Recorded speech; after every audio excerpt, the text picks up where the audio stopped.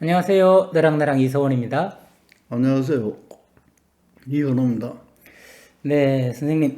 저도 이제 가끔 이렇게 기침도 나고, 목도 막히고 좀 그런 것 같아요. 이야기를 계속 하다 보니까 이런 게 있는 것 같은데, 선생님과 나누는 것도 어떻게 보면 이게 토론이 아닐까. 이전 시간에 그래. 얘기했던 선생님 하시는 말씀을 제가 알아듣고, 저는 또 이렇게 생각하는데요. 그럼 선생님 또 말씀해 주시고, 이것도 토론 문화의 하나에 기여하는 프로그램, 그럼. 시사를 줄 수 있는, 시사점을 줄 수 있는 대담 유튜브겠구나. 그런 생각이 들어서 왠지 뿌듯한 마음도 좀 있고요. 이번 시간에도 이전에 하던 것처럼 아무 곳이나 한번 펼쳐서, 네.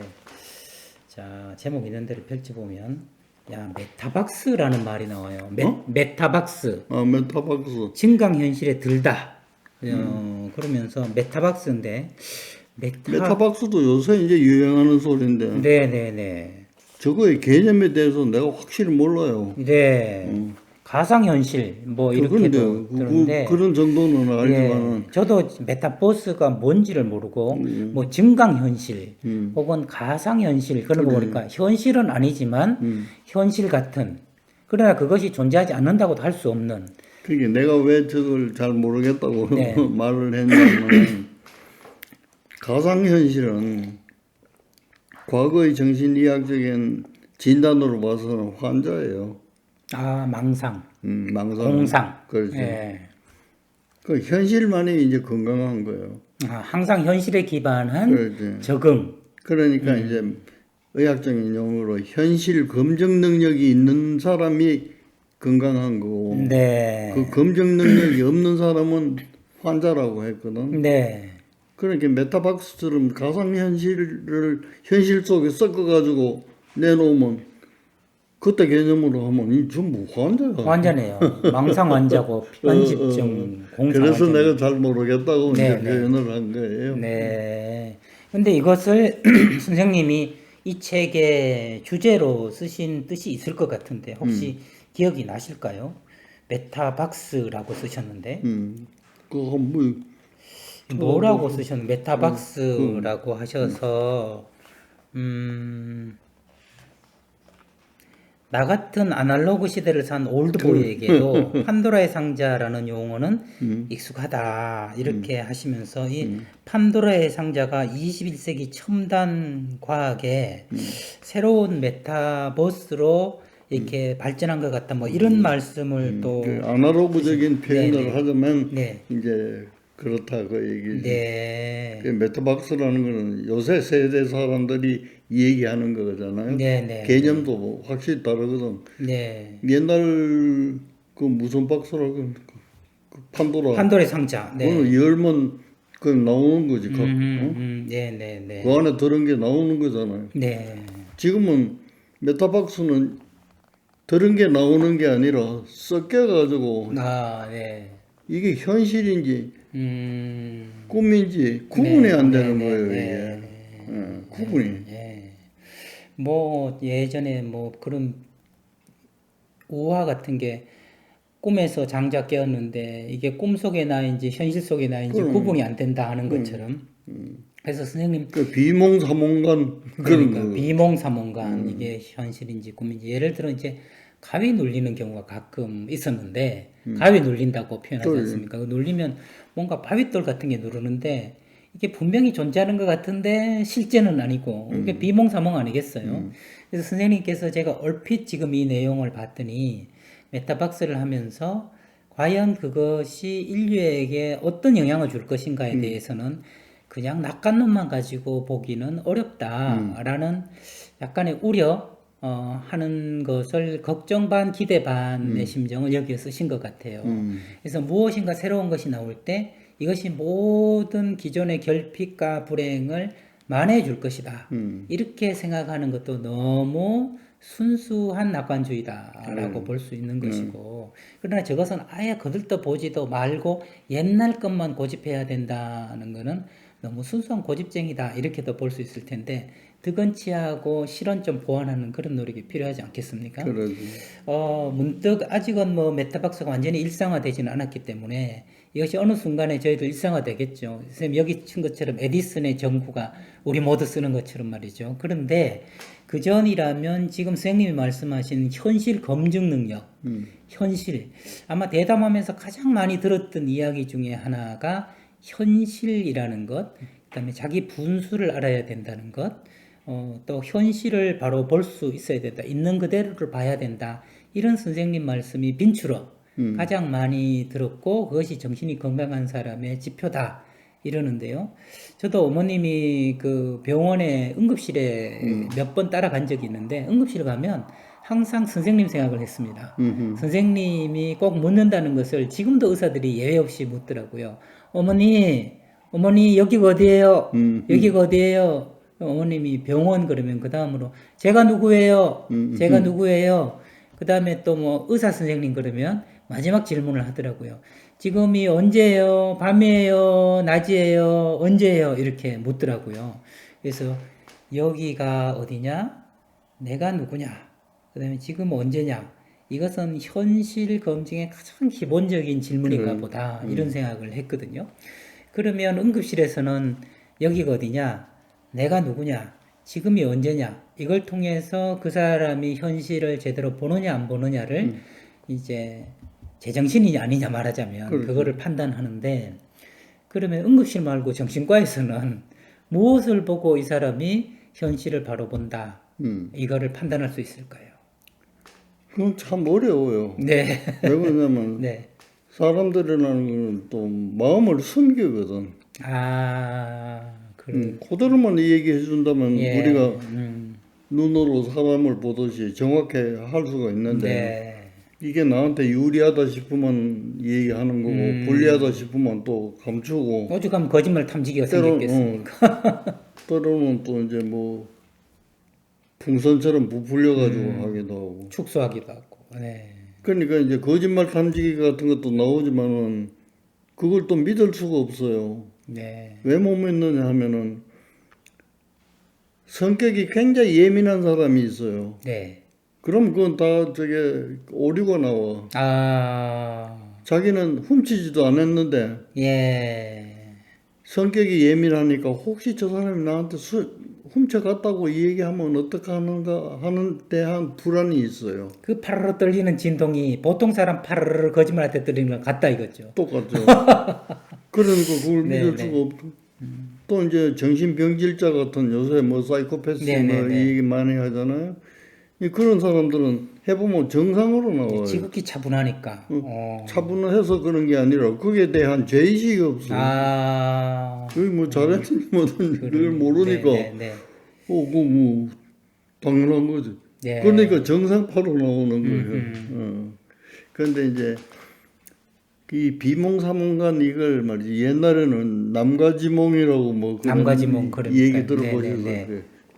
나무 밑에서 낮잠 한 번 자는데 꿈속에서는 뭐 재상이 돼서 나라를 다스리고 뭐 하다가 깨보니까 뭐 정말. 그 낮잠 단잠 예. 잠깐 잔 순간이란 말이에요. 비슷한 말로 일장춘몽. 일장춘몽.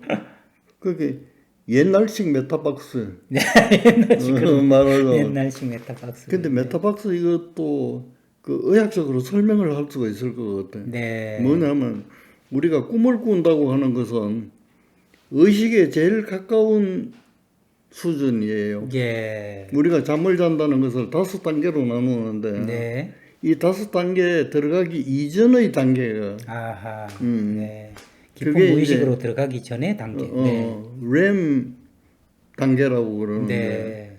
그거는 여러분들 실험해보면 다 알아요. 옆에 주무시는 분을 이래 눈을 가만히 보면 말이지 눈을 감고 있는데 눈동자가 좌우로 이래 탁탁탁 움직일 때가 있어요. 저도 아들 보면 그렇게 움직일 때가 그럴 때 딱 깨워가지고 당신 무서운 꿈 꿔서 그러면 막 깜짝 사람이 깜짝 놀랄 경기를 거예요. 일으키겠네. 어떻게 알았어? 근데 이제 그 내용은 모르지만은 지금 꿈을 꾸고 있다는 건 알거든요. 네. 이제 그 램 수준이 넘어가야 완전히 이제 잠속으로 들어가는 거예요. 1단계, 2단계, 3단계, 4단계 뭐 있는데 제일 끝 단계가 혼수 상태예요.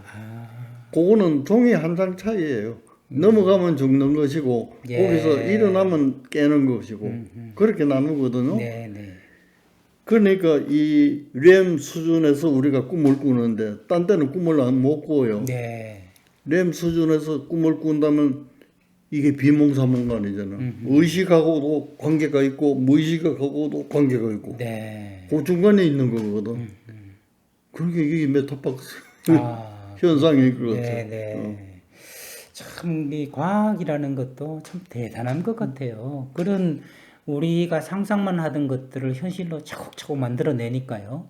프로이드가 했던 말을 과학적으로 증명하는가 하면 옛날 동양에서 뭐 도인들이 했던 말을 과학적으로 밝혀내는 것도 있고 참 인간이 대단하다는 생각도 좀 들고요. 그런데 이제 그러니까 우리가 과학을 하는데도 이제 많은 사람들이 우려하는 거는 윤리적인 문제를 많이 또 걱정을 하거든. 네. 그런 쪽으로 공부하는 사람들도 많은데 과학이 발달하면 편리한 점은 많죠. 네.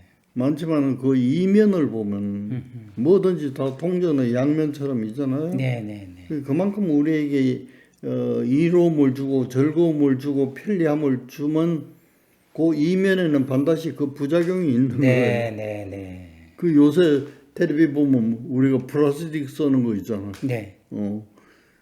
이게 뭐 태평양으로 돌아다니면서 맞아요. 그 생태계가 다 무너지고 쓰레기 섬이 있고, 그죠? 그게 엄청난 크기가 되고. 그 쓰레기가 없어지자면 뭐 100년, 200년 간다는 네, 것도 있고 맞아요. 그런데. 네. 그죠. 어제 내가 만난 한 친지는 자기도 이걸 많이 쓰는데 안 쓰기로 딱 마음 먹었대요. 예. 그 왜 그러냐 그랬더니 우리가 지금 바다에서 그거 먹고 죽은 고래도 생기고 막 그걸 또 우리가 먹고 아, 이런데 예. 이것이 없어지자면 100년, 200년이 넘어도 안 썩는다는 게 그거를 내가 한다는 거는 전에는 몰랐는데 알고 나니. 이제는 보니까 말이지 양심이 허락하지 않나. 예. 그래서 내가 또 물었어요. 당신 양심은 좋은데 당신이 한두 개 안 쓴다고 해서 이게 없어질 수가 있는가? 네. 걱정하지 마라. 우리는 이걸 쓰는 걸 많이 이렇게 생각도 없이 썼지만은 머리 좋은 우리 후손들은 이걸 어떻게 하면 또 없애는 거를. 빨리 없앨 수 있는가를 생각한다 이거야. 그러니까 핸드폰 같은 게 언제 있었나요? 그렇죠. 상상도 할 수 있었나요? 상상도 못했죠. 네. 그건 우리가 다 만들어냈잖아요. 그러니까 이제 이런 폐품에 대한 피해를 많이 입다가 보면 네. 고통스럽잖아요. 아, 그래요. 고통이 지혜를 낳는다. 지혜를 낳으면 또 자기들끼리 다 해결할 거니까. 네, 네. 그렇게 하지 말고 굉장히 그 긴 안목에서 또 말씀. 근데 이제 그걸 뭐 나도 실행을 못하면서 이제 그냥 말로 그렇게 한 건데 네. 자기는 실행을 하겠대요. 그래서 그건 참 좋은 생각이라고 그래서 네. 한 사람이라도 맞아요. 그런 동기를 갖고 이렇게 야금야금 넓혀간다면은 네.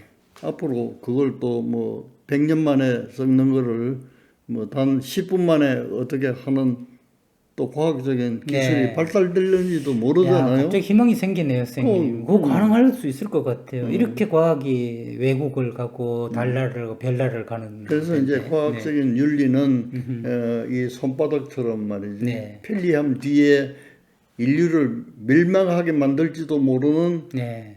부작용이 있다면은 그거는 연구 안 하는 게 좋겠다 그런 네. 생각이. 선생님 진짜 오늘 메타박스의 귀한 결론을 얻게 됩니다. 모든 것은 동전의 양면이다. 저는 그렇게 정리를 하고 싶은데 어떤 사람이 가난할 때는 순수했는데 돈을 벌지만 편리해지면서 굉장히 이기적으로 변했다. 이건 돈이라는 동전의 양면으로 이기적인 것이 있고 그 다음에 순수한 것의 이면에 가난이라는 게 또 있지 않겠습니까? 그렇기 때문에 과학이 메타박스든 뭐 어떤 메타버스든 이렇게 발달하는 이면에는 반드시 그림자가 있다는 걸 우리가 미리 알고 그것에 대해서 미리 좀 준비하고 대비하는 아까 그 선생님 말씀 다른 사람이 다 버리더라도 나는 플라스틱 이것을 버리지 않겠다, 동참하겠다. 그런 마음과 함께 과학의 또 긍정적인 기여, 이것도 기대해보는 마음도 필요할 것 같아요. 그래서 모든 일은 동전의 양면과 같다 하시는 선생님 말씀으로 오늘 대담을 좀 정리할까 합니다. 여러분들도 동전의 양면되는 일상 속에서 좀 더 밝은 빛을 보시면서도 어두운 면도 함께 종합적으로 생각해 볼 수 있는 여러분이 되시기를, 저도 또 그런 사람이 되기를 바라면서 지금까지 저는 너랑나랑의 이서원이었습니다. 다음 시간에 뵙겠습니다.